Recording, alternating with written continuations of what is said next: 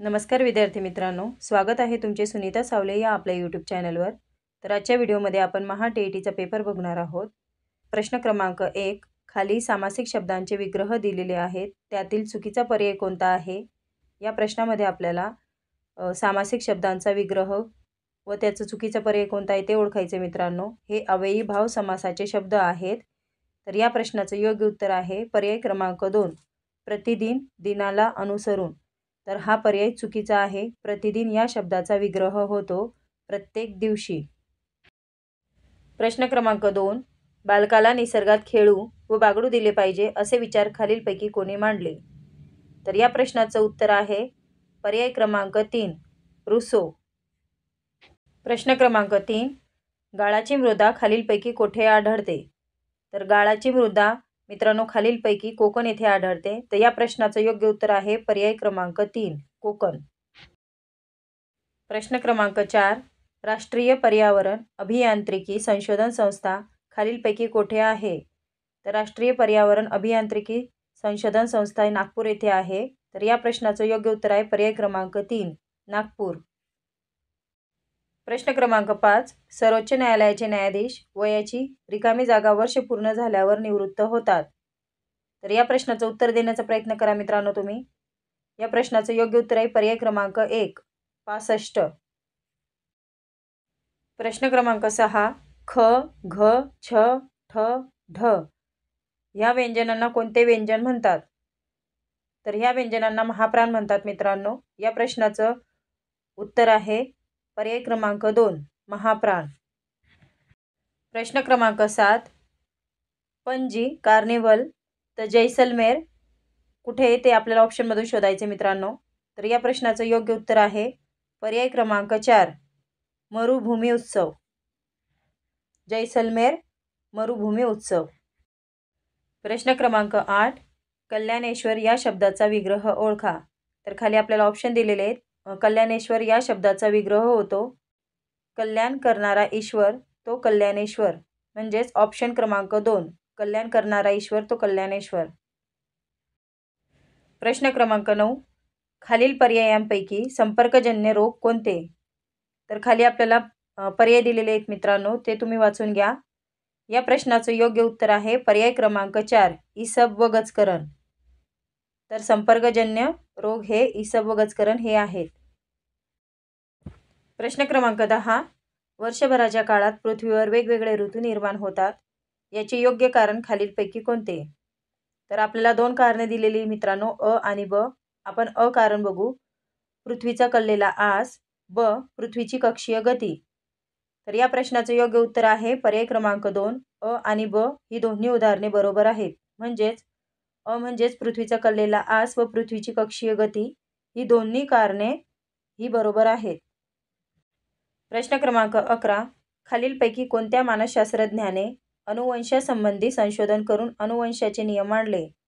तर या प्रश्नाचं योग्य उत्तर आहे पर्याय क्रमांक 2, ग्रेगॉर मेंडल यांनी अनुवंशाचे नियम मांडलेले आहेत।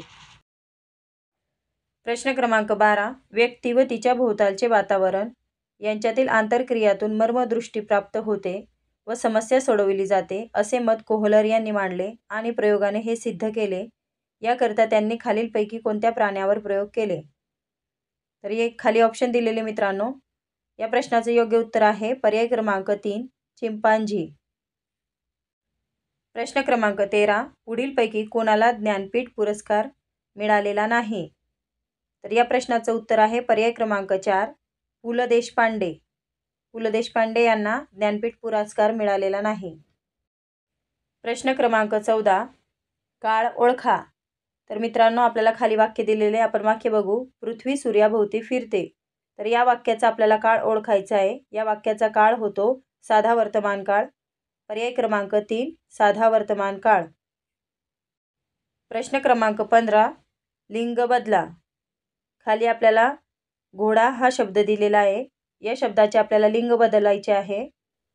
तर या प्रश्नाचं उत्तर आहे पर्याय क्रमांक 3, घोडी। प्रश्न क्रमांक 16, महाराष्ट्रातील कोणत्या विभागात सर्वाधिक खनिज धारण क्षेत्र आढळते? तर या प्रश्नाचं उत्तर आहे पर्याय क्रमांक 4, नागपूर। प्रश्न क्रमांक 17. महाराष्ट्रातील खालीलपैकी कोणत्या जमातीला भारत सरकारने आदिम जमाती म्हणून अधिसूचित केले नाही? तर या प्रश्नाचं योग्य उत्तर आहे पर्याय क्रमांक 3 वारली.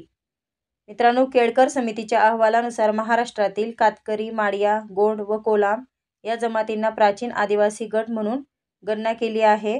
यामध्ये वारली जमातीचा समावेश केलेला नाही. प्रश्न क्रमांक 18. खालीलपैकी कोणत्या मराठी संताने भावार्थ दीपिका हा ग्रंथ लिहिला? तर संत ज्ञानेश्वरांनी भावार्थ दीपिका हा ग्रंथ लिहिलेला आहे मित्रांनो. या प्रश्नाचं योग्य उत्तर आहे पर्याय क्रमांक 4 संत ज्ञानेश्वर. तर इसवी सन 1290 मध्ये संत ज्ञानेश्वरांनी प्रवरा नदीच्या तीरावर नेवासे येथे हा ग्रंथ लिहिलेला आहे. त्यांनी यामध्ये एकूण 18 अध्याय दिलेले आहेत. अमृतानुभव, चांगदेव, पासष्टी, हरिपाठ हे त्यांचे इतर ग्रंथ आहेत. प्रश्न क्रमांक 19. विधानसभेचे कामकाज रिकामी जागा च्या अध्यक्षतेखाली आणि मार्गदर्शनाखाली चालते. विधानसभेचे कामकाज हे अध्यक्षांच्या अध्यक्षतेखाली चालते.